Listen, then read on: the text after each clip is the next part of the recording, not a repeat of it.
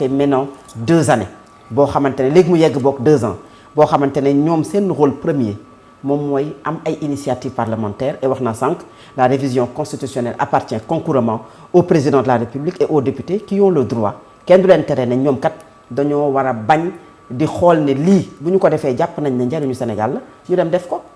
am na ñoo xam ne jàpp nañu ne loolu ñu def ñoom du njariñu Sénégal ils ne sont pas d'accord mais loolu moom mooy le but d'une élection loolu moom mooy démocratie loolu moom mooy dem wuti baatu askan wi soo amee baatu askan wi ba ñu jox lu tax ba jox la feu vert moo lay wan ne xëy na yow loo def ñoom nga ko defal et que ñoom d'accord nañu ci bis bu ñu demee ba gisatuñu mooy tey ñu dem élection législative sénégalais yi dem tànnaat ñeneen ñoo xam ne ñoon di teewal pencum ndaw réew bu Sénégal quand je dis que la constitution est au-dessus de tout le monde maintenant on attend le conseil constitutionnel parce que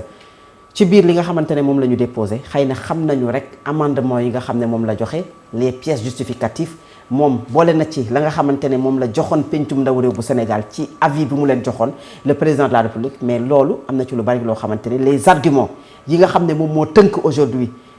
requête boobu nit ñi amuñu ko li ñu gis mooy on a vu un récépissé de requête on a vu un communiqué boo xamante ne waa majorité bi les députés def nañu ko ñoom peut-être que ils ont les arguments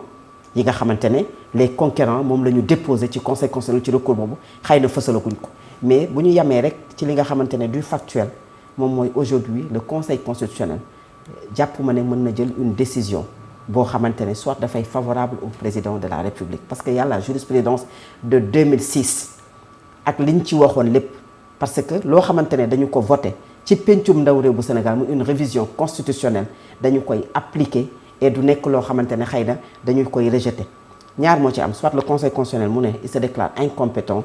il déclare irrecevable la requête du président de la République wala boog le président de la République comme na mu ko waxee woon ci ay amendement am jël ses responsabilités dem defi référendum et que les Sénégalais dem trancher nan la ñuy jural en termes des finances ci li nga xam ne moom mooy suñu koppar gi ciy dugg loolu wax nañ ci waxati ci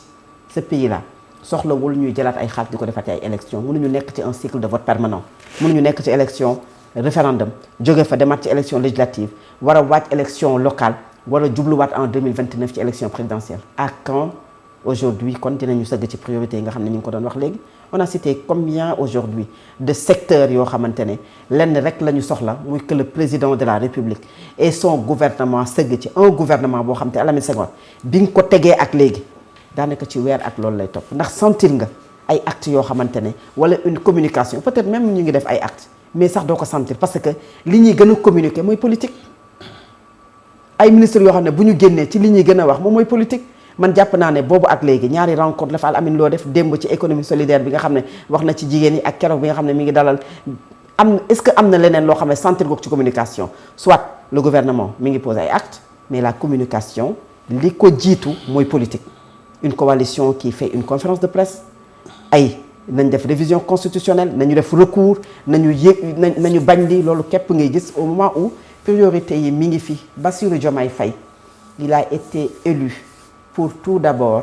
parce que Sénégal dañu am une profonde aspiration au changement bokk na ci stabilité bokk na ci appeler ñi nga xam ne ñoo ñu jiite à la retenue bokk na ci réew moo xamante ne dañuy sëgg ci li soxal askanu Sénégal au lieu de ce bras de fer boo xamante ne ñi ngi koy assister te waxoon naa fii ne la confrontation sera inévitable te foofu la ñu jëm Alamine réew moo xam ne la nee naa la tout à l'heure tout nous guette loolu moo tax ma ne confrontation bu rude la ñu nar a am ci deux personnes qui se connaissent deux personnes yoo xamante ne amaana kenn ku ci nekk du may moroom dara parce que ku ci nekk jàpp nga ne am na loo tey ci pouvoir et ça ce n'est pas pour l'intérêt du Sénégal en premier lieu nag ki nga xamante ne mooy le garant de la stabilité de ce pays muy le président Bassirou Diomaye Faye. Bassirou Diomaye Faye attaqué na li nga xamante ne moom mooy procédure bi ñeel wàllum révision conseil constitution bu réew bu Sénégal Alaaji Mansour Thiawet ba ñu bëri jàpp ne xëy na tey jii conseil constitutionnel moom mooy arbitre bi war a daal di trancher diggante Ousmane Sonko bi nekk président bu assemblée nationale ak Bassirou Diomaye Faye bi nekk tey président de la République. ba fan la ñu war a mën a yegg. non fu ñu mën a yegg mooy dogal bu mujj bi bàyyee ko ci conseil constitutionnel bi fi Macky Sall bëggee dàq élection présidentielle conseil constitutionnel daf ko gàntal sukkandiku ci li ko yoon may donc itam président Diomaye am na sañ-sañu bu ñu doxalee ci assemblée nationale loo xam ni méngoowul ak ni mu ko bëggee muy jokkoo conseil constitutionnel loolu droit am la mais droit bi la Sénégalais yi dañu koy laaj ci lii nga xam ni moom nga àndul ci révision constitutionnelle bi est-ce que mu ngi woon ci sa programme de campagne wala nekku ci woon foofu la question bi nekk.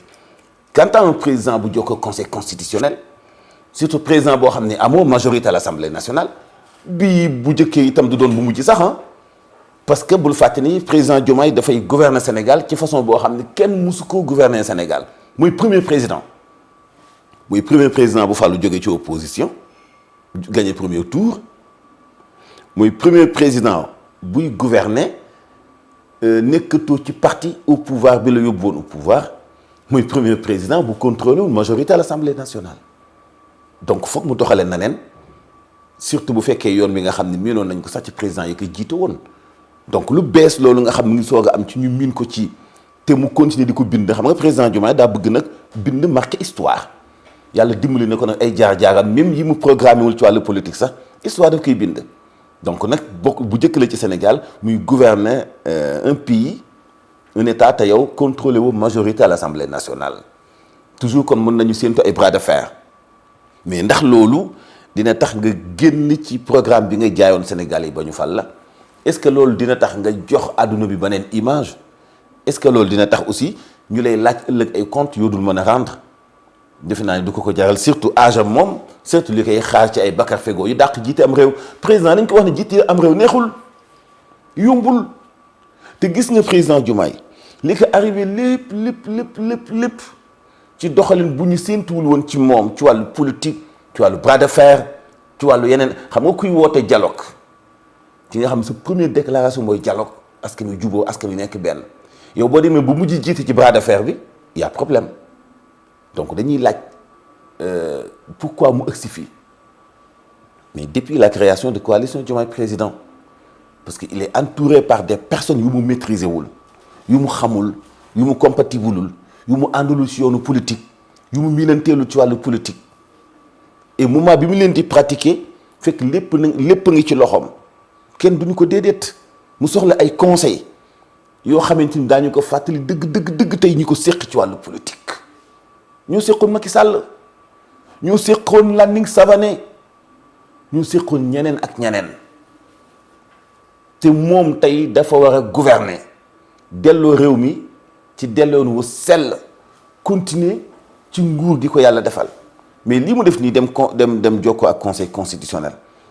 bu ci kenn mën ko ŋàññi parce que loolu droit am la loolu sañ-sañam la parce que contrôler wu l'Assemblée nationale te ni mu bëggee woon ñu defee ko Assemblée nationale defi wuñ ko noonu Assemblée nationale léegi nag ñu xaar aussi conseil constitutionnel foofu itam beneen débat buy ubbeeku la moo tax bëgg dem man la président Diomaye li koy xaar ci attentes yi koy xaar tey ak li mu nar a ubbi ci coowal politique fooguma woon ni moom mooy ubbi bunt yooyu yëpp ci wàllu politique et pourtant leneen lu gën a jàmp ci wàllu politique mu ngi koy xaar muy élection locale yi nga xam ni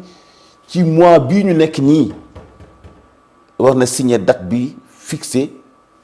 élection locale yi le 15 juillet le 15 juillet nag gars yi dañu ko fonk dëgg sax mois de juillet gars yi dañu ko fonk de bari na trop ay promesses président Diomaye war na annoncé élection locale yi Déthié Fall ci la waxoon ci la teg xeex bu njëkku pont Émile Badiane bu Ziguinchor premier ministre bi nee na démb le 7 juillet ci fin de mois bii balaa moo jeex daañu génn liste wax itam ñi nga xam ni war nañu jot bourse familiale yi ci mois de juillet bi nañ xam ci biir mois de juillet ba xam promesse yëpp dana egg ci cëpp xandaw ji wala déet. Fatou Abdou Ndiaye ñu jeexal ak beneen ponk yàgg nañu di ko wax bu ñu toogee ba beneen xibaar génn ci it foog ñu wax ko ndax équipe nationale bu Sénégal dañ leen éliminé mu am ay sujet ak ay information yu bëri yoo xamante ne jib nañu ñu doon xaar la délégation officielle ñu ñib si ci Sénégal ñib si nañu démb bi ñu wàccee mu am ñaar ci ñoom yoo xamante ne yëkkati nañu ay kaddu ci li nga xam ne moom moo doon information yi doon génn ki ci njëkk mooy El Hadji Ousseynou Diouf l'ancien international sénégalais bokkoon ci délégation boobu nekkoon